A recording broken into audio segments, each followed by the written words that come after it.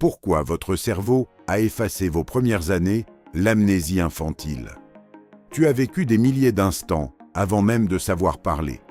Tu as ressenti, exploré, observé, appris. Tu as reconnu des visages, réagi à des voix, développé des préférences. Et pourtant, tout cela semble avoir été effacé. Comme si une partie entière de ta vie avait été engloutie dans le silence. Cette absence n'est pas un oubli ordinaire. Ce n'est pas un souvenir qui s'est estompé avec le temps.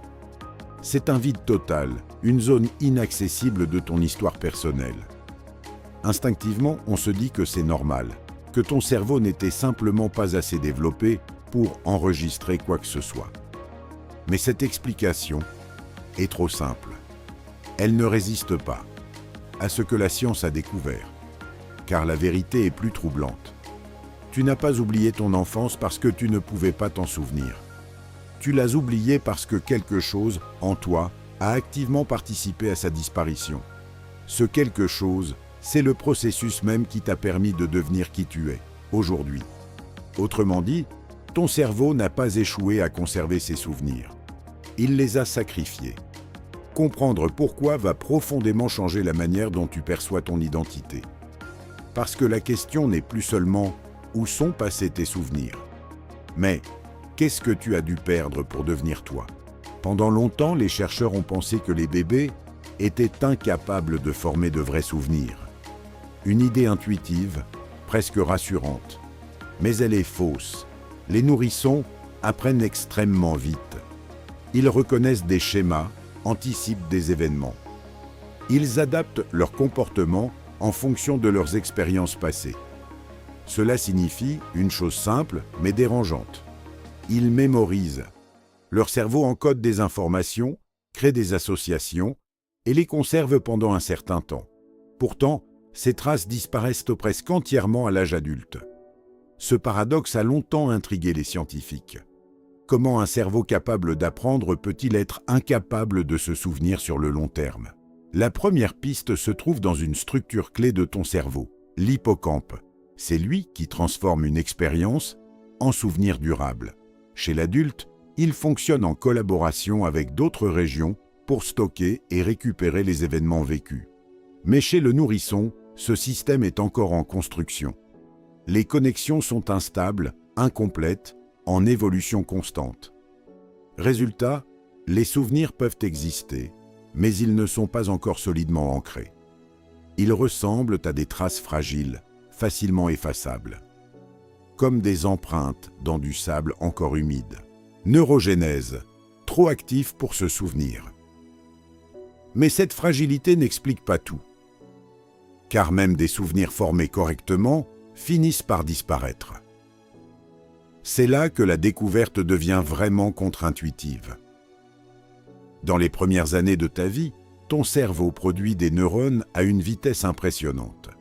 Un phénomène qu'on appelle neurogenèse. C'est une phase essentielle. Elle permet de construire les circuits cérébraux qui te serviront toute ta vie. Chaque nouvelle cellule renforce, modifie, optimise ton cerveau. Mais il y a un revers. Chaque fois qu'un nouveau neurone s'intègre dans un réseau existant, il perturbe l'équilibre des connexions déjà en place. En d'autres termes, il modifie la structure même qui contenait tes souvenirs. Imagine que tu réorganises constamment une bibliothèque. Tu ajoutes de nouvelles étagères, tu déplaces les livres, tu changes les catégories. Très vite, les anciens repères disparaissent. Les informations ne sont pas forcément détruites, mais elles deviennent inaccessibles. Des expériences ont montré que stimuler cette création de neurones chez des adultes provoque de l'oubli. À l'inverse, la ralentir chez les jeunes cerveaux permet de conserver des souvenirs plus longtemps. Conclusion. Ton cerveau n'était pas trop immature pour se souvenir. Il était trop actif, trop occupé, à se transformer. Identité. Il faut un moi pour se souvenir. Mais il manque encore une pièce essentielle pour comprendre ce puzzle.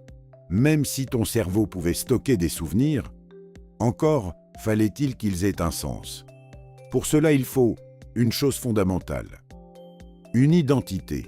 La mémoire autobiographique, celle qui te permet de revivre une scène en te disant « j'étais là », repose sur une capacité précise, la capacité à te percevoir comme un individu distinct.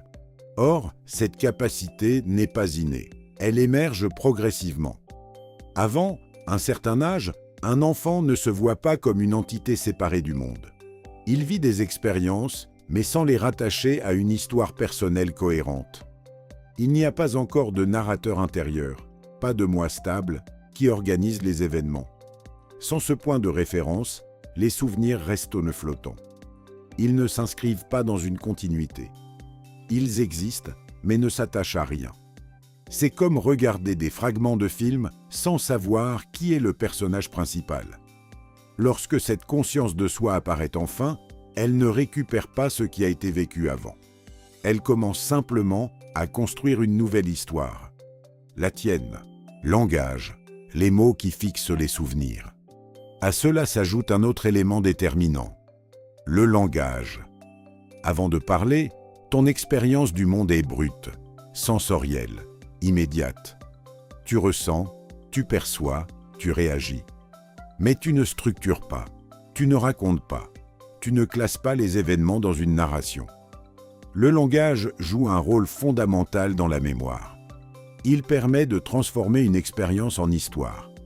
Il donne une forme, une cohérence, une stabilité. Sans mots, les souvenirs sont comme des images sans légende.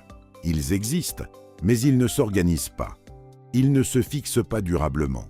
Dès que les enfants commencent à parler, surtout à échanger avec les adultes sur ce qu'ils ont vécu, leurs souvenirs deviennent plus persistants, parce qu'ils sont renforcés par le récit, par la répétition, par le sens qu'on leur donne. Ce processus ne dépend pas seulement de la biologie, il est aussi influencé par la culture. Certaines sociétés encouragent davantage les enfants à parler d'eux-mêmes, à raconter leur passé, à construire une identité narrative. Cela modifie directement la manière dont les souvenirs s'ancrent dans le temps. Conclusion. Devenir toi, un processus de sélection. Si tu rassembles tout, une image plus claire apparaît. Ton cerveau, en pleine transformation, a constamment remodelé ses propres circuits, effaçant au passage les traces du passé. Tu ne possédais pas encore une identité capable de structurer ces expériences. Tu ne disposais pas du langage nécessaire pour les stabiliser. Ce n'est pas une seule cause, c'est une convergence. Une combinaison de mécanismes qui, ensemble, ont rendu tes premières années inaccessibles. Mais ce constat soulève une question plus profonde. Si les souvenirs définissent en grande partie qui tu es, que signifie le fait d'avoir perdu les premiers chapitres de ton existence? Est-ce que tu es vraiment la continuité de cet enfant, ou le résultat d'une reconstruction progressive, où certaines parties ont été définitivement abandonnées? Ce n'est pas seulement une question de mémoire, c'est une question d'identité. Parce qu'au fond, ce que la science suggère, c'est que devenir toi n'a pas été un processus d'accumulation, mais un processus de sélection. Un processus où ton cerveau a choisi, consciemment ou non, ce qu'il allait conserver et ce qu'il allait laisser disparaître. Si ce sujet t'intéresse, like la vidéo et abonne-toi pour recevoir plus de vidéos.